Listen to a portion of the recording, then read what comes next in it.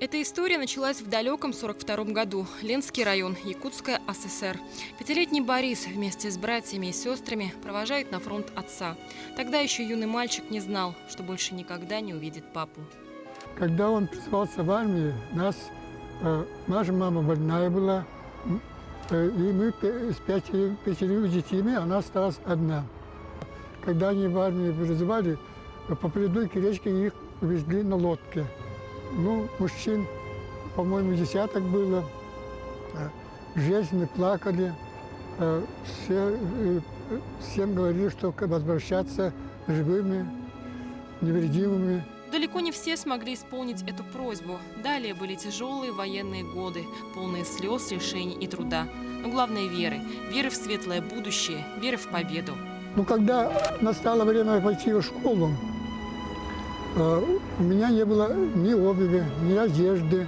И я почти 9 годам не мог пойти в школу. Мы переживали голод, холод, страдания. И видели своими глазами, как женщины, старики работают в колхозе. И мы были помощниками. Из Ленского района было призвано более 3300 новобранцев. Вернуться смогли лишь 2500. Среди этой роковой цифры нет отца Бориса Ивановича. От него у мальчика осталась только фотография и детские воспоминания. К сожалению, ни место службы, ни тем более номер полка неизвестны. Но ребенок войны не привык сдаваться. И даже после отрицательного ответа из Центрального архива Министерства обороны продолжил поиски. Надежды не теряю. Вот с кем он призывался, односельчанин. В 2007 году нашли поисковики. Он тоже в 1943 году, то есть в 1942 году призвался, в 1943 году помер.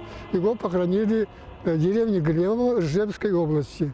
Я примерно в том районе, может быть, и потерялся наш отец. На сегодня известны лишь год и месяц пропажи отца Бориса Ивановича – март 43-го. Возможно, со временем ему удастся распутать этот клубок, и он исполнит свою главную цель – поклониться на могиле отца. По сей день продолжается большая работа по восстановлению имен погибших и преданию земле их останков.